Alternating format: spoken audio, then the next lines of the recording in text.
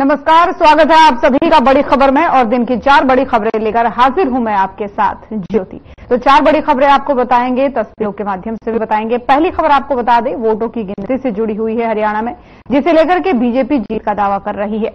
दूसरी बड़ी खबर कांग्रेस के जीत के दावे से जुड़ी हुई है। कांग्रेस भी सत्ता में वापसी का दम भर रही है। तो वहीं तीसरी बड़ी खबर ईवीएम की सुरक्षा से जुड़ी हुई है। गिनती के लिए प्रशासन पूरी तरीके से तैयार है और ईवीएम भी निगरानी और सुरक्षा के साथ ईवीएम की निगरानी की जा रही है। वहीं चौथी खबर रेवाड़ी से है, जहां युवक का शव झाड़ियों में मिलने से सनसनी फैल गई है।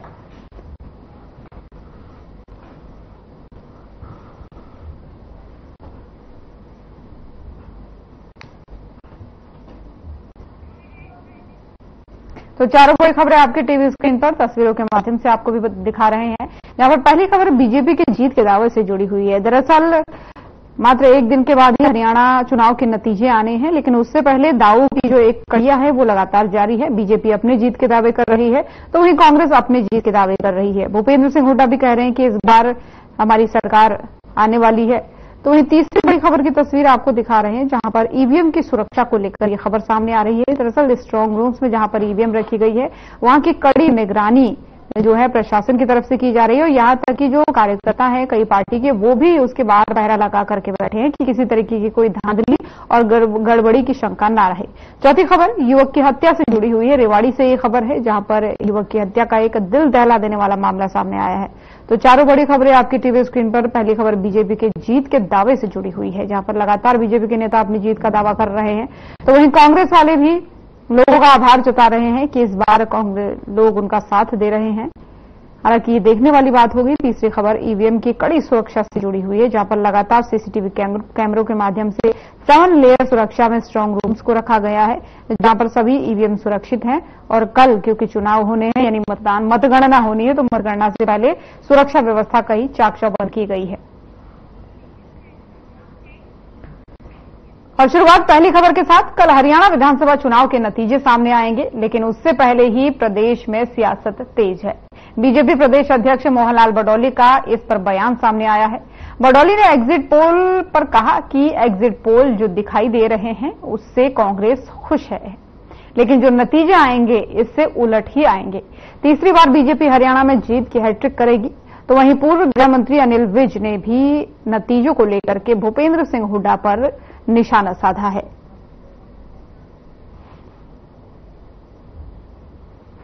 अनिल विज का कहना है कि कुछ ही समय रह गया है नतीजे आने में। नतीजे आने के बाद हुड्डा को अपनी हैसियत का पता चल जाएगा।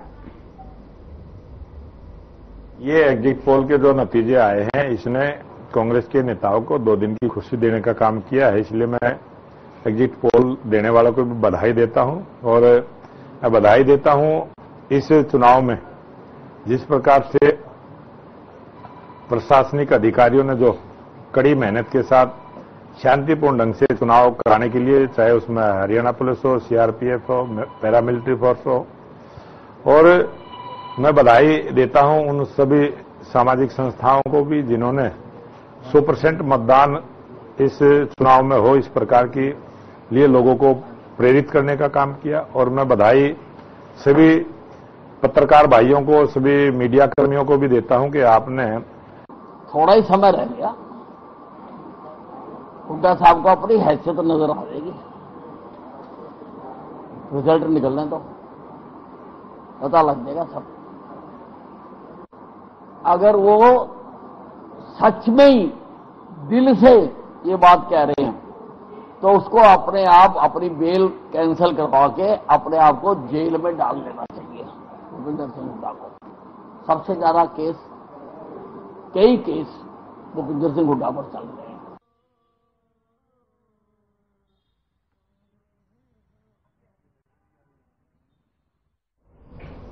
तो वहीं दूसरी तरफ कांग्रेस भी लगातार हरियाणा में जीत की दावेदारी कर रही है। नेता प्रतिपक्ष भूपेंद्र सिंह हुड्डा और कांग्रेस सांसद दीपेंद्र हुड्डा ने हरियाणा में कांग्रेस की वापसी का दावा किया है। भूपेंद्र सिंह हुड्डा ने शांतिपूर्ण मतदान को लेकर लोगों का आभार जताया है और साथ ही कहा है कि न मैं अभी टायर्ड हुआ हूं और न ही रिटायर्ड। तो वहीं दूसरी तरफ दीपेंद्र हुड्डा ने कहा कि बीजेपी ने 10 साल में हरियाणा में कोई सकारात्मक काम नहीं किया। कांग्रेस सरकार आते ही हमारा पहला और आखिरी लक्ष्य हरियाणा में बदलाव लाना है। देखिए, चुनाव हुआ है, मैंने कल भी कहा, आज भी कहा है, हरियाणा के लोगों के प्रति आभार व्यक्त किया सबने। बहुत शांतिप्रिय ढंग से चुनाव हुआ है, कोई अप्रिय घटना नहीं घटी है, इस बात की हार्दिक बधाई देता हूं। सर, आपने पहले भी कहा बड़े ठीक अच्छी है, 68%। सर, आपने पहले भी कहा था कि रिटायर नहीं हुए हैं, अपना टायर हुए हैं, इसीलिए ये सवाल पूछे। अभी भी आप रिटायर? अब भी यही कह रहा हूं, मैं टायर्ड हूं ना रिटायर्ड हूं। मैंने आपको बताया, मेरे लोगों ने बड़े बहुमत से देश की सबसे बड़ी लोकसभा में दूसरी सबसे बड़ी जीत रोहतक में लोगों ने बड़े आशीर्वाद से मुझे दिल्ली पहुंचाया है, तो बड़ी जिम्मेदारी मेरे कंधों पे है। और दूसरी बात, जहां तक लक्ष्य की बात है, वो मैंने आपको बता दिया, हमारा एकमात्र एक लक्ष्य था, इसके आगे हमारा कोई लक्ष्य नहीं, आपको मैंने बता दिया। और जहां तक प्रक्रिया की बात है, और कल होने वाली वोटों की गिनती का सभी को इंतजार है। प्रदेश में ईवीएम की सुरक्षा को लेकर के लगातार कड़े पहरे हैं। बीच जो है कड़ी सुरक्षा के बीच स्ट्रांग रूम को रखा गया है। प्रशासन की नजरें पूरी तरीके से ईवीएम की सुरक्षा पर हैं। कल सुबह से ही वोटों की गिनती शुरू हो जाएगी, जिसके लिए काउंटिंग सेंटर्स के आसपास भी पुलिस ने सुरक्षा को मुस्तैद कर दिया है। जब ईवीएम खुलेंगी तो पता चलेगा कि हरियाणा में बीजेपी हैट्रिक कर रही है या फिर कांग्रेस 10 साल का वनवास काटकर सत्ता में वापसी करेगी।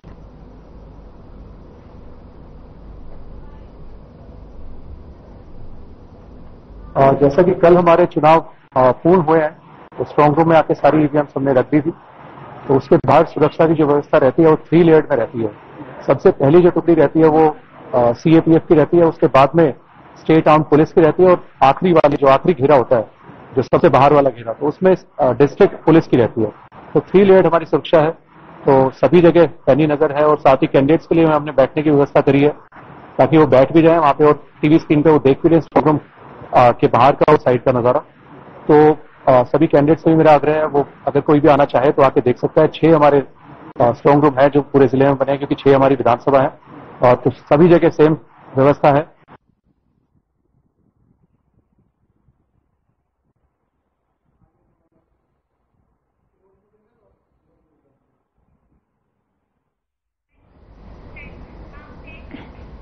और इन तमाम खबरों पर ज्यादा जानकारी के साथ हमारे संवाददाता ओपी शर्मा हमारे साथ चंडीगढ़ से लाइव जुड़ चुके हैं। ओपी, लगातार जीत के दावे बीजेपी करती आ रही थी और अभी भी कर रही, मात्र एक दिन का समय बचा है। अब ये चाहे मोहनलाल बडौली हो, चाहे अनिल विज हो, ये क्या कुछ कह रहे हैं?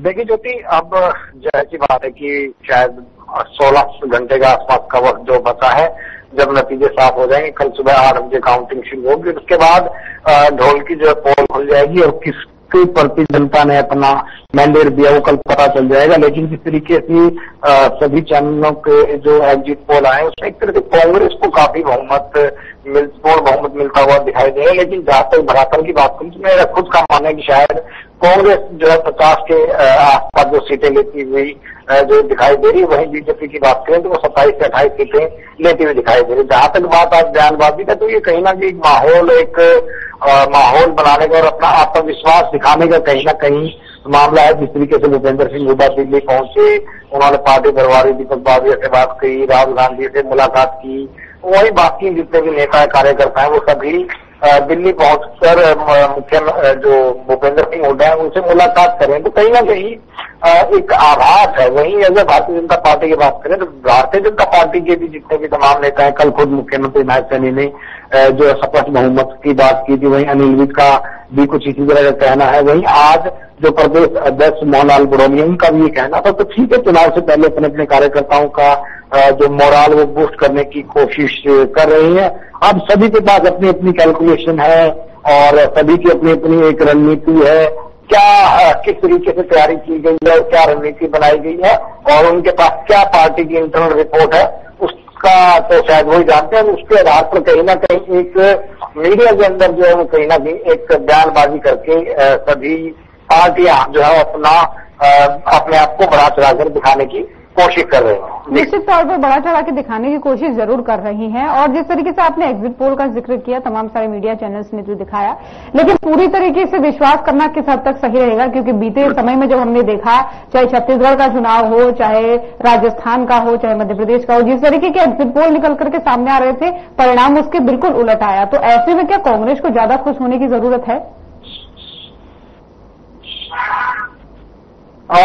देखिए ज्योति, अगर आप छत्तीसगढ़ और राजस्थान की अगर आप बात करोगे तो इन दोनों में जो है वो बीजेपी को कमजोर बताकर सरकार को जो है वो मजबूत बताया गया था। और सरकार जो है दोनों राज्यों में कांग्रेस की थी और कांग्रेस जो है बाहर हो गई, और दोनों राज्यों में 5-5 साल से कांग्रेस की सरकार थी। राजस्थान की बात है या छत्तीसगढ़ की बात है, भूपेश बघेल जो छत्तीसगढ़ में और अशोक गहलोत जो राजस्थान के मुख्यमंत्री थे, और कहीं ना कहीं 5 साल के एंटी इनकम्बेंसी में दोनों बाहर हो गए थे। हालांकि जो एग्जिट पोल आ रहे थे उनमें दोनों की वापसी दिखाई दे रही थी। लेकिन अगर मैं हरियाणा की बात करूं, हरियाणा थोड़ा सा अलग जो है सिनेरियो मैं समझ पाता हूं कि ठीक है, भारतीय जनता पार्टी ने विकास के लिहाजे से कोई कमी जो प्रदेश में नहीं छोड़ी थी, लेकिन कुछ कमियां जरूर बीजेपी में थी। जैसे अगर पूर्व मुख्यमंत्री मनोहर लाल की बात करें तो वो थोड़े से जिद्दी किस्म के एक मुख्यमंत्री के तौर पर याद किए जाएंगे। हालांकि उनकी जो भावना में वो कोई कमी नहीं थी, लेकिन चाहे वो टीचर प्रदर्शन कर रहे थे या आंगनबाड़ी प्रदर्शन कर रहे थे या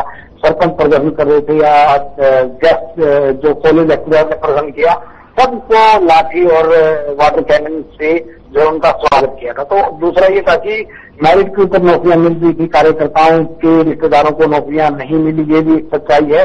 और पिछली सरकारों में ऐसा होता था कि कार्यकर्ताओं को एक एडजस्टमेंट और उनकी सुनी जाती थी, यहाँ तक कि विधायक अपने जिले के एसपी और डीसी का तबादला भी जो है वो नहीं करवा सकते थे, जिसके चलते कहीं ना कहीं विधायक अपने आप को असहज जो है महसूस करते थे। और कई बार सभी जुबानों में विधायकों ने इस बात को मुख्यमंत्री के सामने भी रखा, लेकिन शायद समाधान नहीं निकल पाया। जो पूर्व मुख्यमंत्री मनोहर लाल थे, उनके जो फैसले लिए गए थे वो 4 महीने की जो 92 डेज की जो नायब सैनी की सरकार थी, उन्होंने उन सभी नतीजों को पलटा, लेकिन शायद उसके बावजूद भी Bharatiya Janata party anti incumbency के प्रभाव को जो दूर नहीं कर पाई, क्योंकि 5 सीटें लोकसभा चुनाव में इंडिया गठबंधन ने जीती थी और 7 बीजेपी ने जीती थी। और अगर इंडिया गठबंधन की बात करें तो करीब 40% के आसपास उनको जो है वो वोट मिले थे, और वहीं बीजेपी की बात करें 44% के आसपास मिले थे।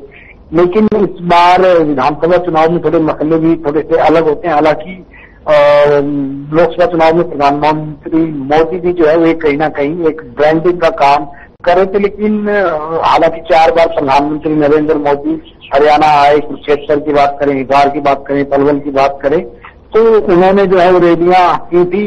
गोहाना की भी उन्होंने रैली की, तो 4 रैलियां उनकी तरफ से की गई। अब देखते हैं कि भारतीय जनता पार्टी ने सिनेरियो बदलने की पूरी कोशिश की, पूरे स्टार प्रचार विधायक सौंप दिए। यहाँ तक कि अगर बात करूं तो उत्तर प्रदेश के मुख्यमंत्री योगी आदित्यनाथ के भी 5-6 जो है वो जनसभाएं जो हुई हैं।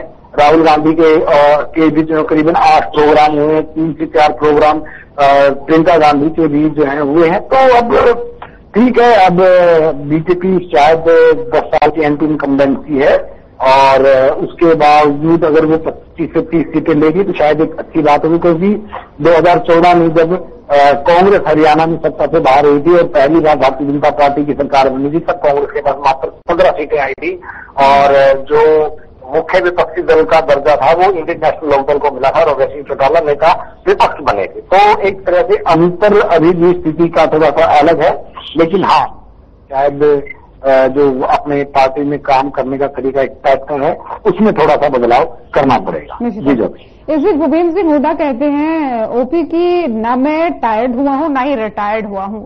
जिस तरीके से कांग्रेस में भी बीते दिनों सीएम फेज को लेकर एक तनातनी चल रही थी, चाहे शैलजा हो, वो उधर सोनिया गांधी से मिलने पहुंची दिल्ली में, और आपस में भी कुछ चीजें ऐसी हुई जिससे ये लगा कि सीएम फेज को लेकर काफी तनातनी इनके बीच देखी जा रही है। तो क्या वो ये कहकर के इशारा करना चाह रहे हैं कि अगर कांग्रेस वापसी करती है तो अगर तनातनी की बात करें तो इस वक्त कांग्रेस हाईकमान भी शायद काफी पसोपेश में है, क्योंकि जो कांग्रेस में है वो मुख्यमंत्री पद के कई दावेदार हैं, जिनमें भूपेंद्र सिंह हुड्डा सबसे मजबूत दावेदार हैं। वहीं जो रणदीप सिंह सुरजेवाला वो भी कहीं ना कहीं अपनी दावेदारी जता रही हैं। कुमारी शैलजा ने भी जो है अभी हथियार नहीं डाले हैं और भूपेंद्र सिंह हुड्डा जो पूरे चुनाव में प्रचार करके और जिनके हिसाब से बताया जाता है कि करीब 83 के 77 के आसपास जो सीटें थी वो भूपेंद्र सिंह हुड्डा के कहने से जो है वो कांग्रेस ने टिकट डिस्ट्रीब्यूशन किया था। तो अब जाहिर सी बात है मुख्यमंत्री जो भूपेंद्र सिंह हुड्डा वो चाहेंगे कि मुख्यमंत्री वही बने, लेकिन हरियाणा में इसका थोड़ा सा कांग्रेस के अंदर उलट जो है वो कांग्रेस के अंदर एक मतलब परंपरा देखी गई है। 2005 के चुनाव में जो है वो पूर्व मुख्यमंत्री बनवारीलाल के नेतृत्व में लड़ा गया था, लेकिन तब जो है वो कांग्रेस की 67 सीटें आई थी, जो हरियाणा में अपने आप में एक रिकॉर्ड जो है सीटें कांग्रेस के आना था। इससे ज्यादा सीटें अब तक कांग्रेस को 1968 के पहले चुनाव से लेकर अब तक नहीं मिली थी। लेकिन जब मुख्यमंत्री बनने की बात आई तो कांग्रेस ने भजनलाल को दरकिनार करके भूपेंद्र सिंह हुड्डा को जो मुख्यमंत्री बना दिया। इससे पहले जो है बंसीलाल के साथ भी ऐसा हुआ। तो ऐसे काफी एग्जाम्पल जो है वो हरियाणा में देखने को मिल जाएंगे। 2014 में जब पहली बार भारतीय जनता पार्टी की सरकार सत्ता में आई थी, कांग्रेस बीजेपी को पहली बार 46 सीटें मिली थी, तब शायद किसी ने अंदाजा भी नहीं लगाया था कि मुख्यमंत्री का पद जो है वो मनोहर लाल को मिलेगा, जो पहली बार अपना चुनाव लड़कर जो है वो जीते थे करनाल शहर से। और उस वक्त रामविलास शर्मा को जो है प्रबल दावेदार माना जा रहा था। यहाँ तक कि जो बीजेपी के वरिष्ठ नेता और पूर्व उपराष्ट्रपति वेंकैया नायडू है, उन्होंने तो एक बार रामविलास शर्मा को मुख्यमंत्री पद की फोन करके बधाई तक दे दी थी और रामविलास शर्मा के घर से जो है लड्डू बनाने का काम भी जो शुरू हो गया था। लेकिन सारी तैयारियां धरी की धरी रह गई थी। तो एक राजनीति है, यहाँ पर अप्रत्याशित घटनाएं होना बड़ी आम बात है। शायद अगर मैं राजस्थान की बात करूं तो किसी ने ये नहीं सोचा था कि भजनलाल जो है वो राजस्थान के भजनलाल शर्मा मुख्यमंत्री बनेंगे। एक साधारण से कार्यकर्ता थे और उनके बन जाता तो शायद राजनीति में ऐसा बहुत बार हुआ। अगर आप उत्तराखंड माफी का झारखंड की बात करें तो जो एक निर्दलीय विधायक थे मधु कोड़ा, वो एकमात्र निर्दलीय विधायक जीते थे और वो पहली बार जीतने के बाद जो करीबन 18 महीने तक मुख्यमंत्री जो रहे थे। हालांकि प्रयास भूपेंद्र सिंह हुड्डा की तरफ से पूरे किए जाते हैं, लेकिन कौन कितने प्रयास में कितना कामयाब हो जाता है ये वक्त थोड़ा सा जो है बताएगा। और क्या 2005 को हरियाणा का सीट जो भजनलाल के नेतृत्व में चुनाव लड़े थे या और उसके बाद भूपेंद्र सिंह हुड्डा मुख्यमंत्री बना दिए जाते हैं और उसके बाद भजनलाल एक तरह से पूरे हाशिए पे जो वो चले गए थे और उसके बाद उन्होंने अपनी अलग पार्टी बना दी थी। तो इस बार देखते हैं कि भूपेंद्र सिंह हुड्डा के साथ आला कमान क्या करता है, क्या उन पर विश्वास करता है। क्योंकि 2005 की बात करें तो कांग्रेस काफी मजबूत स्थिति में थे, उस वक्त वो केंद्र में थे और 2014 तक केंद्र में उनकी सरकार चली। लेकिन इस बार अगर कांग्रेस की बात करें तो 2014 से ही बात करें तो कांग्रेस अपने वजूद बचाने की जो है लड़ाई हरियाणा के अंदर और पूरे देश के अंदर लड़ रही है। 10 साल के बाद कांग्रेस की हरियाणा में सत्ता वापसी होती दिखाई दे रही है। तो ऐसे में कांग्रेस कोई ऐसा कदम तो संभवतः नहीं उठाएगी जिसके चलते उनको राष्ट्रीय परिप्रेक्ष्य में और हरियाणा के अंदर नुकसान झेलना पड़े। तो अभी इंतजार करना होगा कि जो कांग्रेस हाईकमान है वो क्या मंथन कर रहा है और क्या निष्कर्ष निकाल रहा है, कौन मुख्यमंत्री बनेगा।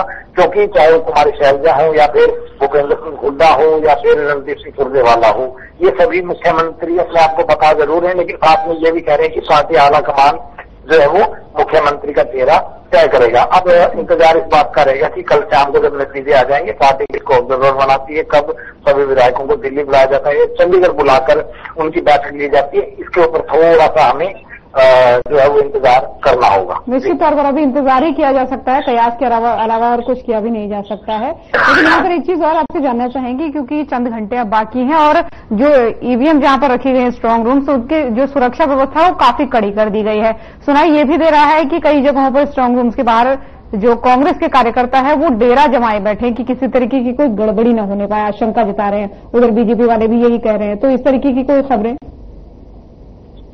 देखिए ज्योति, जब कल शाम को 6 बजे के बाद जैसी पोलिंग खत्म हुई, 7-7:30 बजे तक जो लाइन में लोग लगे थे 6 बजे से पहले, उन सभी की वोटिंग होती ईवीएम को सभी एजेंट्स के सामने जो वो सील करके स्ट्रांग रूम में पहुंचा दिया था। और स्ट्रांग रूम के अंदर बाहर जो पूरी तरीके से सीसीटीवी कैमरे की निगरानी की जाती है और सभी पार्टियों का एक एक जो रिप्रेजेंटेटिव हल्का, मान लो अगर किसी भी शहर के अंदर बात करें तो आमतौर पर 2 के आसपास जो है वो पोलिंग सेंटर जो है काउंटिंग सेंटर जो है वो बनाए गए हैं, और इन काउंटिंग सेंटर पर हर पार्टी से या हर निर्दलीय विधायक का एक एक जो रिप्रेजेंटेटिव होता है वो उस स्ट्रांग रूम के आसपास उनके बैठने की, सोने की और खाने पीने की जो पूरी तरीके से व्यवस्था करने का जो नियम है, ताकि ईवीएम के साथ किसी तरह की भी छेड़छाड़ न हो। और जब भी स्ट्रांग रूम को खोला जाएगा तो सभी जो प्रत्याशी होते हैं उनकी मौजूदगी में ही जो है वो ईवीएम का स्ट्रांग रूम खोला जाता है। और जब कल ईवीएम खुलेगी तो ईवीएम के जो स्ट्रांग रूम जो है आमतौर पर काउंटर के समीप या 200-400 मीटर के आसपास ही जो है बनाया जाता है, ताकि ईवीएम को ज्यादा प्रॉब्लम ना करना पड़े। और जब ईवीएम जो स्ट्रांग रूम से खुलती है तो उसके लिए बकायदा एक कॉरिडोर बनाया जाता है, दोनों तरफ जो है वो जो पैरामिलिट्री फोर्सेस के जो जवान होते हैं वो एक घेरा बना के खड़े हो जाते हैं, और जो चुनाव आयोग में लगे हुए जो कर्मचारी होते हैं काउंटिंग के, वो कर्मचारी बकायदा अपने मौके पर पहुंचते हैं और अपने अपने ईवीएम को लेकर उस कॉरिडोर से होते हुए जो है वो काउंटिंग सेंटर तक पहुंचते हैं और वहां पर पहुंचते हैं। और सबसे पहले जो है वो बैलेट जो मतदान होता है उसकी गिनती की जाती है। आमतौर पर एक विधानसभा में 1000 से 1100 या 500-700 के आसपास जो बैलेट जो होते हैं, पोस्टल बैलेट जो होते हैं, उसके जरिए जो है वो काउंटिंग की जाती है। सबसे पहले उनको रखा जाता है, उनकी गिनती के बाद फिर जो है कॉरिडोर, स्ट्रांग रूम से और काउंटिंग सेंटर तक जो पैरामिलिट्री फोर्सेज के जवान होते हैं सारे कॉरिडोर बनाते हैं, उस कॉरिडोर से ईवीएम जो है लेके आते हैं। तो 8 बजे जो है वो बैलेट की गिनती जो है शुरू हो जाएगी और करीबन 9 बजे तक ये खत्म हो जाती है। और उसके बाद हम ये मान सकते हैं कि 9:30 और 9:45 बजे तक जो है वो ईवीएम जो खुल जाएंगी और रुझान हम 1 घंटे में रुझान आ जाएगा। आमतौर पर ये कहा जा सकता है कि अभी जो है सुरक्षा व्यवस्था कड़ी है, अब इंतजार है तो चंद घंटों के बाद का जब वोट जो मतगणना है वो शुरू हो जाएगी। फिलहाल बहुत धन्यवाद ओपी आपका तमाम सारी जानकारियों के लिए। और रेवाड़ी में 35 वर्षीय शख्स का शव जो है वो झाड़ियों में मिला, जिसका चेहरा पत्थरों से बुरी तरीके से कुचला हुआ था। सूचना के बाद पुलिस मौके पर पहुंची और पुलिस ने शव को कब्जे में लेकर जांच शुरू कर दी। शुरुआती जांच में पुलिस ने इसे हत्या मानकर अज्ञात के खिलाफ हत्या का मामला भी दर्ज कर लिया है।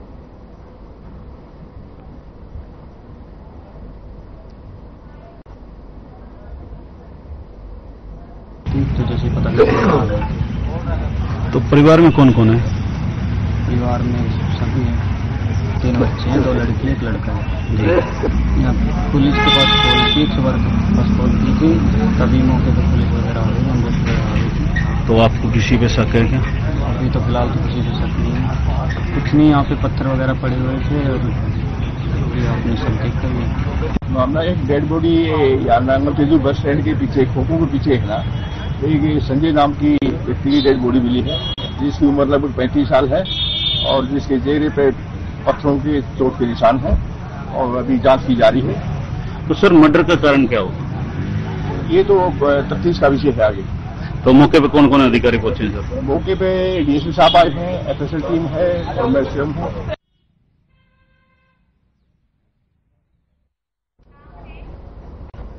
तो बड़ी खबर देख रहे थे आप। बुलेटिन में फिलहाल इतना ही। खबरें लगातार जारी हैं। नमस्कार।